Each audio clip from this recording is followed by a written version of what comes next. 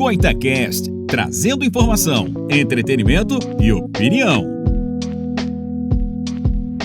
Olá pessoal, seja muito bem-vindo ao podcast do Goitacá Informa. Sou Lucas Soriano, discente de jornalismo do Centro Universitário Fluminense Unifru Campus. Estaremos falando nesse podcast a importância da arte como ferramenta da expressão política. O meu entrevistado é Herbert Vieira. Muito obrigado pela sua participação. Herbert, apresenta-se e seja muito bem-vindo. Olá a todos, especialmente a você, Lucas. Eu sou Herbert Vieira, sou psicólogo formado pela Universidade Federal Fluminense e sou associado ao Corpo Freudiano de Campos. Possuo uma experiência no campo da saúde mental e políticas públicas, onde já trabalhei com oficina de arte-terapia, mas atualmente eu trabalho como psicólogo clínico. Agora vamos iniciar nossa conversa aqui no podcast. Para você, a pandemia do coronavírus tem mudado nossa forma de consumir arte? Então, Lucas, é importante a gente fazer um pensamento sobre o que seria consumir arte antes de tudo, pois estruturalmente nós sempre consumimos arte. Não vejo uma diferença deste modo. A frequência e a intensidade, aí sim nós podemos ver algo que sobressai. Aliás, o nosso tempo de ócio marca muito como nós nos afetamos as coisas. O que entende por consumir arte? Para pensar o que é consumir arte, antes de tudo eu lembro de um ensaio técnico do romancista russo Leon Tolstói, intitulado O que é arte? Ele vai dizer que arte é aquilo que gera uma afetação. Então, antes de tudo, consumir arte é se permitir ser afetado por alguma coisa, alguma representação material ou imaterial, e se permitir se conectar com aquilo. Na obra de Ferreira Goulart, Poema Sujo, ele escreveu exilado da ditadura na Argentina. A principal força motora para sua escrita foi ser banido dos seus direitos e temer pela segurança de sua vida. Você acredita que o ser humano se inspira com as mazelas e inquietudes humanas? De toda forma, sim, essas sombras são inerentes à vida humana, ao devir humano. Então, podemos ter várias saídas a partir disso, mas com certeza isso é uma das características vitais que vão mover a gente. Tem até uma palavra em alemão maravilhosa que é Triebe, que é essa coisa que vai impulsionar a fazermos as coisas, a construirmos as coisas, a nos inspirarmos. Essa inquietude, essa mazela, com certeza vai nos inspirar. O que uma obra pode desencadear na sociedade? Poderia te devolver a pergunta: que obra não é política? Nós, seres humanos, somos animais sociais, então qualquer coisa é política, até porque política é se inserir na vida da polis, se colocar no mundo. Uma obra que já começa com esse desejo de ser político, ela tá aí muito além de inspirar a gente. Ela tá aí para empurrar à beira do abismo, para chutar a porta. Então, é uma forma escancarada, sem poesia, somente no ato de produzir algo nas pessoas. Isso é maravilhoso. A arte se torna uma forma de manifestação política a partir de que momento? O filósofo alemão Martin Heidegger fala que arte é todo fruto do trabalho humano. E aí ele faz uma diferenciação muito importante.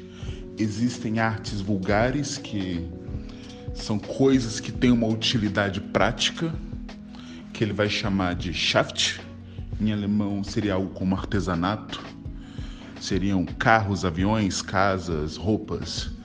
E existe um outro tipo de arte, Kunst, que seria a bela arte, uma arte com fim em si mesma, uma arte que a gente vê e aprecia, a pintura, o filme, a música. Pensando agora um pouco com o filósofo francês Roland Barthes, que ele vai falar na morte do autor, a arte, a partir do momento que você produz, ela não pertence mais a quem a fez, ela pertence ao mundo. Então, a arte, ela, a partir do momento em que você produz ela ela já está aí para ser contada, está aí para ser mostrada. De toda forma, quando eu faço uma arte não mais só para criar um impacto, para criar uma afetação, como já dizia Tolstói, mas para produzir um incômodo, para escancarar algo, aí sim ela se torna genuinamente política, pelo menos no meu ver. É difícil fazer uma diferenciação, como eu já disse antes. Toda produção, toda obra é política. Mas a partir do momento em que a gente produz pensando na propaganda, pensando em expor os abusos, percebe como que não é tão claro, né?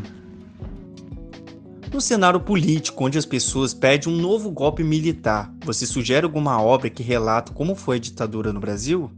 A gente cai aqui numa questão que eu acho muito pertinente, que me recorda o psicólogo alemão chamado Wilhelm Reich, que ele vai escrever num livro chamado Psicologia das Massas do Fascismo, sobre quem mais precisa ouvir essa mensagem, quem mais precisa se afetar, está completamente fechado a ela. Esse livro foi escrito num contexto muito diferente de 2020, mas que ao mesmo tempo é muito igual. Para nós que estamos abertos a querer pensar essa questão, eu poderia evocar um filme que eu acho muito marcante, que é O Ano que Meus Pais Saíram de Férias. É um drama do Karl Hamburger que mostra o efeito da ditadura para aqueles mais inocentes. E também indicar uma questão aí mais visual, mais marcante, que é a obra de uma artista plástica gaúcha, que ela tem muitas obras desse período que são muito marcantes, que é a Maria Lídia dos Santos Magliani, em que ela vai se dedicar a essa temática do militarismo no Brasil e dos efeitos que isso teve. Quem você considera um artista político para refletir nesses tempos? Você deixaria alguma indicação? No mundo que a gente está vivendo, onde as coisas estão se transformando muito rápido, acontecendo muito rápido, as expressões de arte popular, elas dão um banho nas expressões de arte erudita. Então, se a gente quiser entender o que está acontecendo de vanguarda, a gente tem que olhar para as ruas, a cena do rap, a cena do funk também. A gente está vendo pelas cidades formas efêmeras de arte sendo representadas, pintadas, coladas. Então, para a gente conseguir entender esse momento profundamente, eu sugiro a gente olhar em volta, se permitir capturar o que as ruas têm a nos dizer. E, de mesma forma, tem muita coisa boa acontecendo na nossa cidade, por exemplo, artistas locais que são invisíveis ainda ao grande público. Para mim, a grande sugestão é olhar o que de invisível está querendo conversar com a gente. Muito obrigado, Herbert, por sua participação e por ter aceito o convite. Muito obrigado, Lucas. Agradeço o convite e a oportunidade de falar nesse espaço, ainda mais nesse período em que vivemos. Muito se fala na psicologia como tivemos uma quebra abrupta do modo de vida pautado na ética do consumo, onde o nosso desejo, que não tinha espaço, pois antes demandávamos algo e já era vendido soluções rápidas e prontas, justamente por isso acabamos consumindo discursos polarizados e inflados. Agora, com o cenário de isolamento, nos deparamos com um real que inverte essa lógica de desejo e consumo. Queremos coisas, mas não podemos tê-las por hora. E, enquanto isso, a ciência busca soluções, mas a ciência precisa de tempo de pesquisa.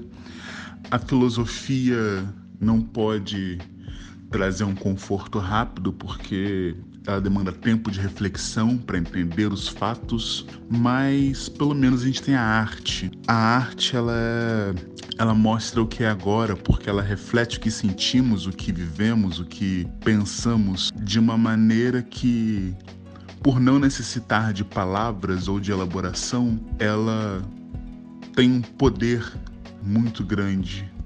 Então, ela é o fruto direto do nosso psiquismo. Com essas palavras eu finalizo, agradeço novamente. Então, pessoal, finalizo este podcast. Um grande abraço a todos. Tchau!